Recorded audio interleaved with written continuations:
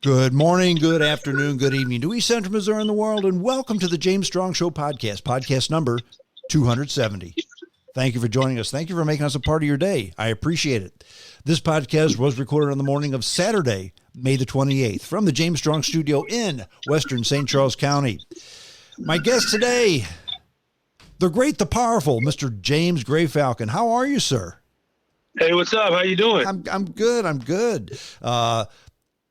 The rain in the St. Louis area is gone. The sun is bright and shiny. We're going to have a beautiful, perfect weather-wise Memorial Day weekend, and I hope you have some plans.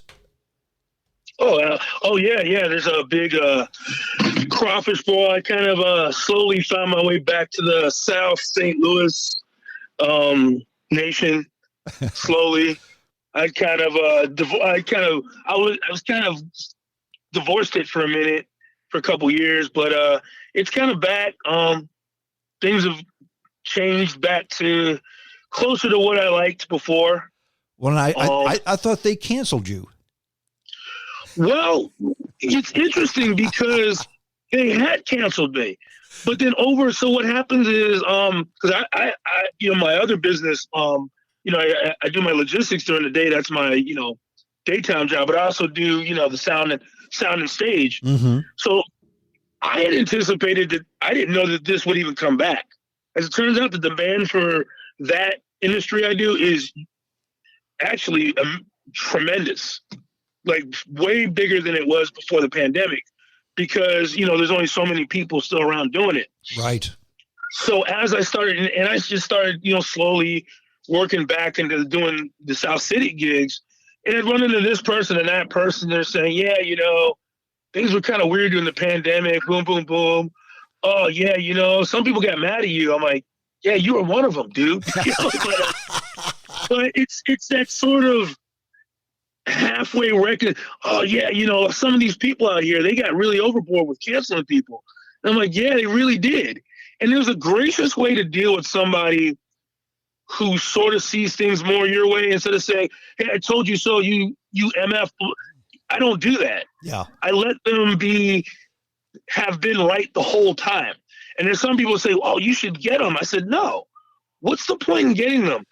If you see something like what was going on in South City and around the country, and you stand your ground and say, no, I don't believe that, eventually things will come to show that you were right. There's no need to rub anyone's face in it. That's my position. That's exactly right. And that's what I wanted to do the podcast on today.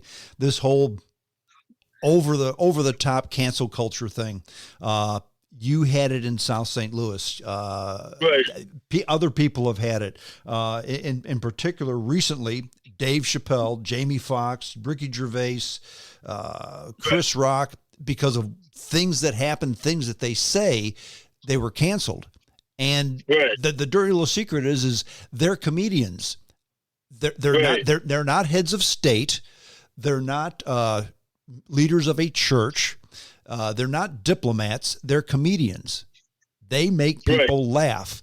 And the way to make people laugh is to say things that are a little bit different. Sometimes the comedy works, sometimes it doesn't. If it works more times than not, they're successful. If it doesn't work more times than not, people stop seeing them and they become irrelevant without being canceled. Right. But so many people are getting canceled for what they believe. And you mentioned something interesting about the way people think and what they believe, and you need to respect that, because I'll tell you what, I'll use you and I as perfect examples. Okay. I am 100% pro-life. You're pro-choice, but I'm not going to call you names. I'm not going to cancel you. I'm not going to do this. That's a subject that you and I disagree on. Now, if I truly wanted to get you to see things my way, I'm going to guess that if I called you names, if I mocked and ridiculed you, that's not going to do the trick. Right. And you the same way with me. It's like, okay, you think this, I think that, time to move on. So my question is, why don't more people do that? And was it a pandemic thing? Was it Is it a generational thing? Is it an intolerance thing? What causes people to all of a sudden just be this way where it's never really happened before? Yeah, I mean, I think it has happened before. I mean, at this level. Well, I think the reason why it's different now, a lot of it, I mean, there's a number of different, I'd say the number one reason is social media, because this is the first time in history where most people have alter egos.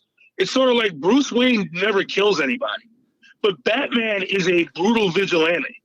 You know what I'm saying? Okay. So it's like if Bruce Wayne were to come across a person who may have committed a crime or something, he may say, hey, I don't like that you committed a crime, but he's this rich guy.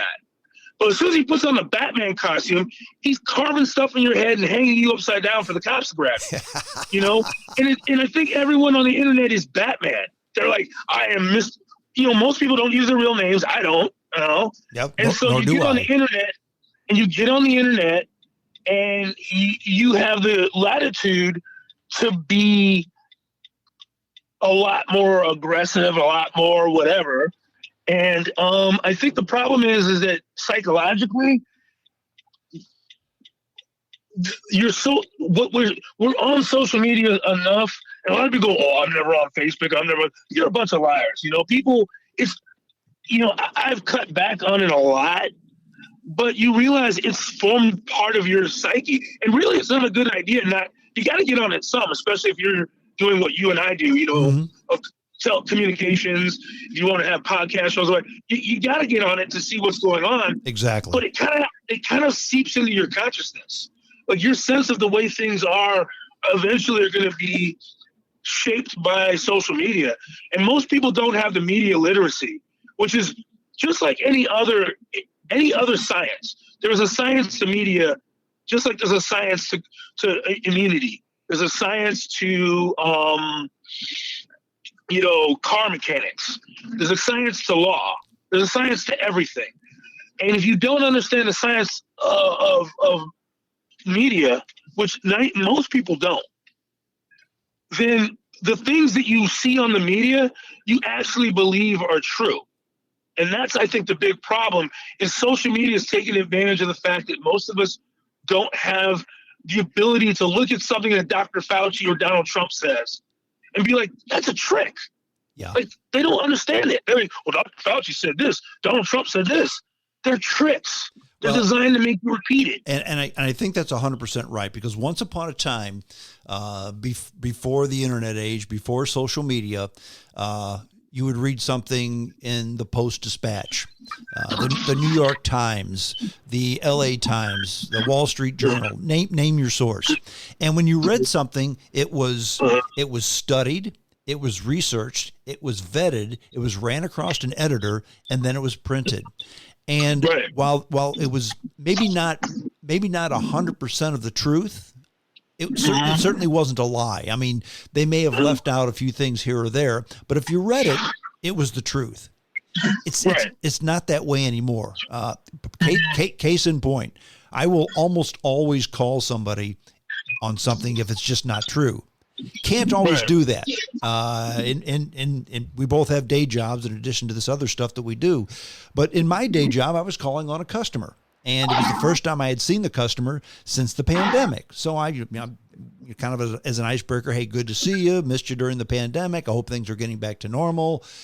And the first thing the customer said, he says, it's a proven fact that this whole pandemic was just made up and the coronavirus is not true. It was just something to get the New World Order to get us to do what they wanted to do.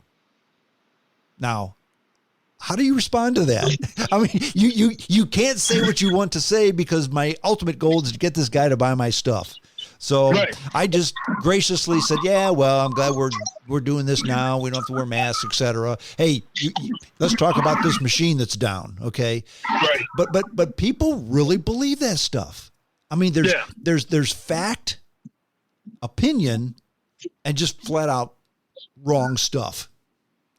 I had a guy trying to make a point to me one time. This was a fairly sharp guy, or so I thought. And he was showing me proof that his way of thinking was right. And the proof that he sent to me was from the Babylon Bee. And I said, you do know that Babylon Bee is a parody site. And I just never heard from him again. He was reading the Babylon Bee to back up his conspiracy theories. Well, and the problem is that people, I think that between it's not just social media, it's the way that, so, back in you look back in 1960.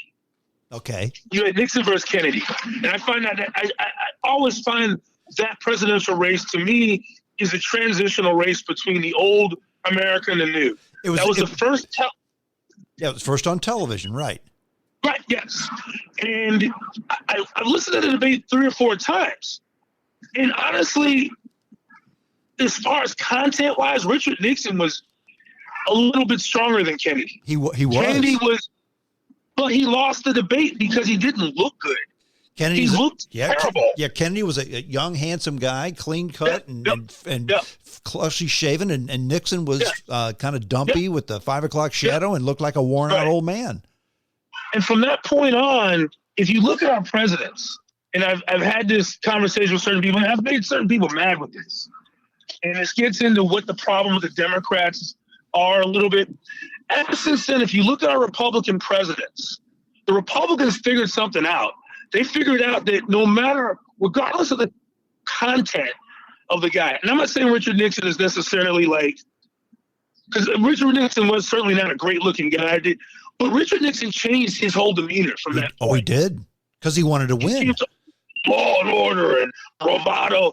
They became the macho. Their candidates were the macho candidates from that point on. And even you talk, people would call George Bush first a wimp. Okay, that's something that they came up with.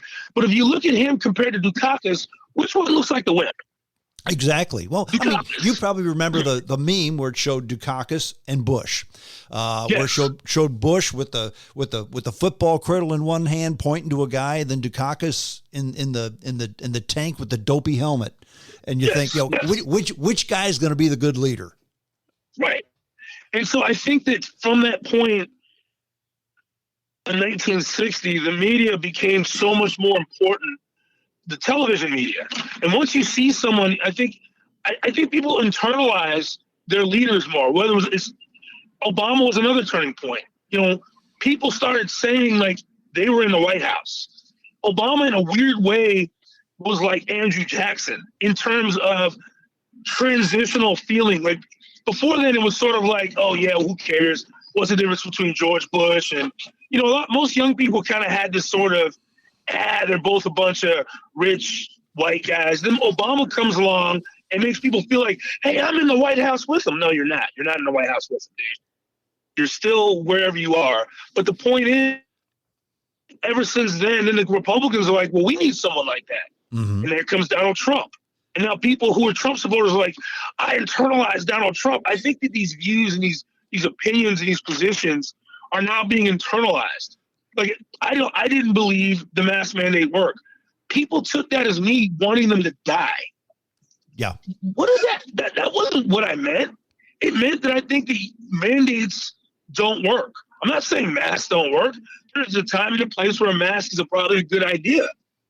But just mandating it, everyone's just going through the motions. But people were personally internalized Dr. Fauci's positions.